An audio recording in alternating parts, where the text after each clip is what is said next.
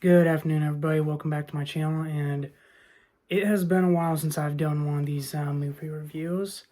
Uh, between work and working on my next project involving like Michael Myers, I haven't had a lot of time. But yesterday I went to see The Beekeeper, and today I finally had some time to like actually talk about it.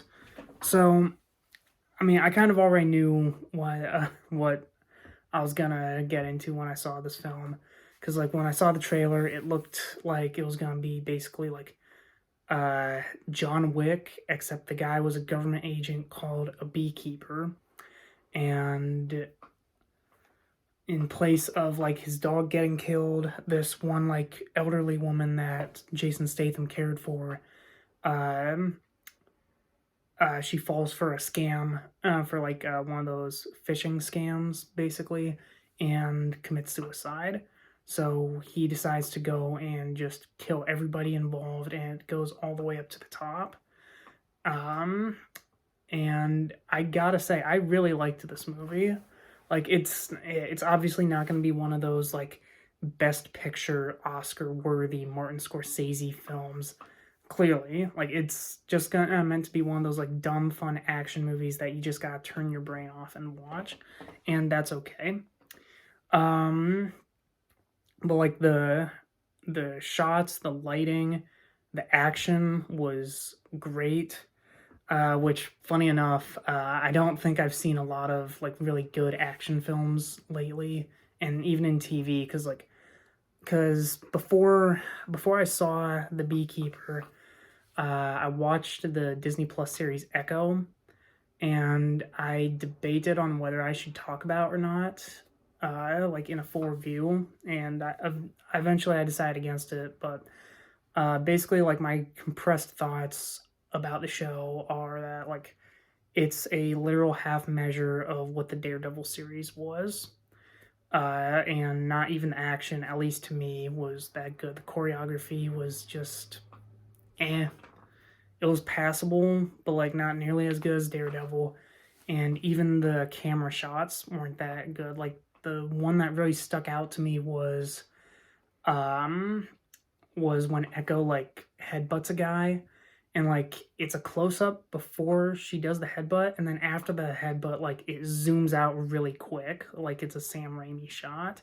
And I just thought that like just for a simple like headbutt movement like that, it was just weird to pull out like that. But anyway, Echo aside, I for some reason I just started thinking about that when I was thinking about like how good the action is in this film, because like you go to a Jason Statham movie to like see the action mostly.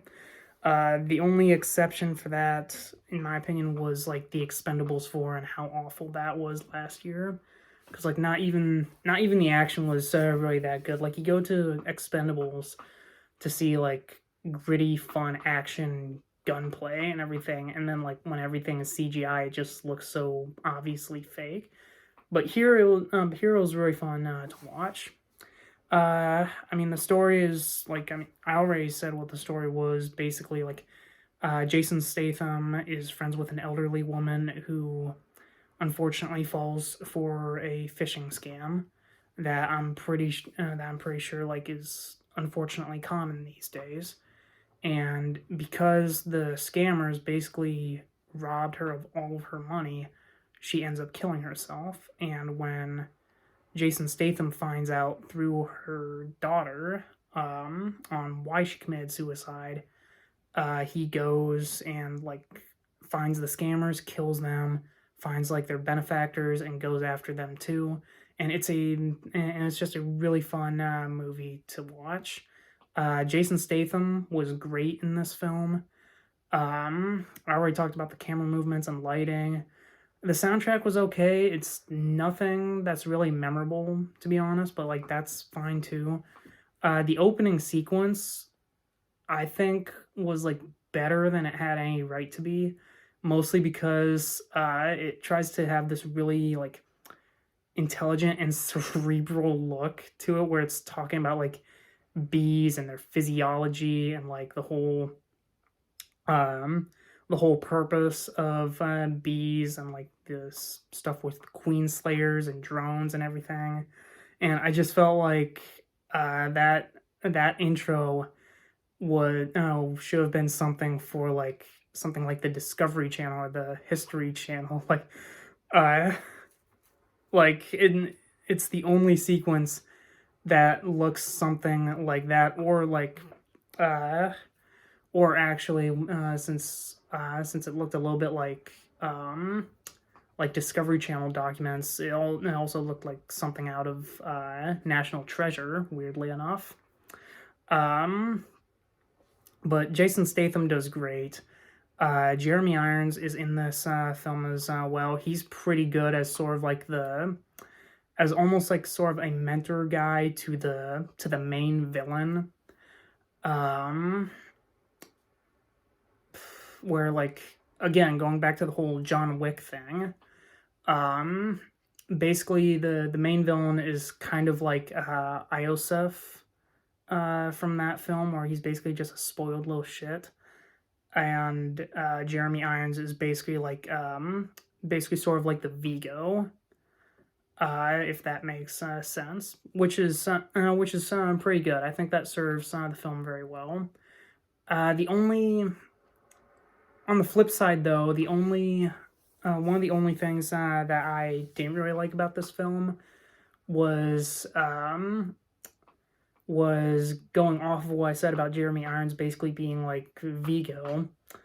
I would have preferred him to be kind of like the main bad guy that Jason Statham has to take out, because like the technically main villain in this film, who's played by Josh Hutcherson. The thing that I remember him most currently is from the Five Nights at Freddy's film, where he was the main character in that. Um, but and I'm pretty sure that this was kind of the intention of the film. But I did not feel I didn't feel intimidated by Josh Hutcherson at all as his character. He was just like a spoiled little brat, which again, I'm pretty sure that's exactly what the film was going for. But one of Josh Hutcherson's like underlings, Garrett, even his character uh felt a little bit more like felt a little bit more serious, like even though he gets taken out easily by Jason Statham. But I don't know.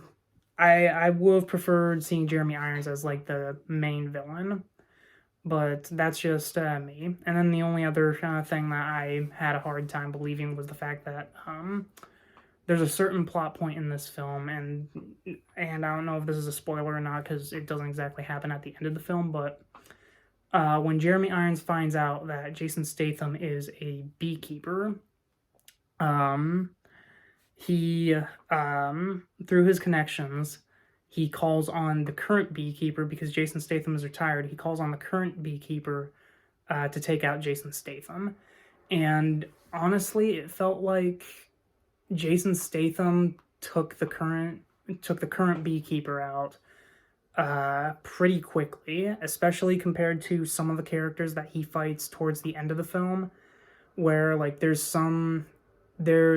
certain characters that actually go toe to toe with Jason Statham, and like they actually last for a bit. And not only that, but they actually manage to wound Jason Statham once or twice.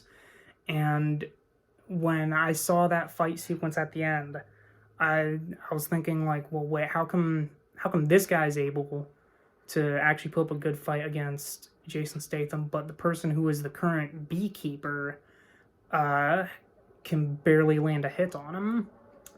But that's just me.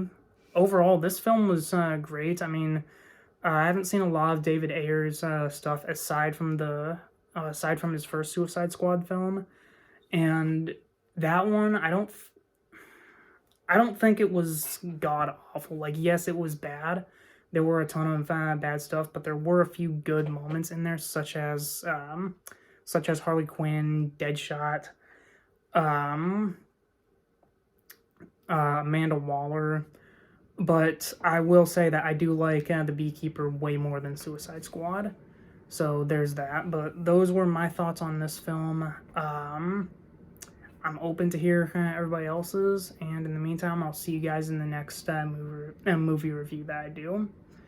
Goodbye, everyone.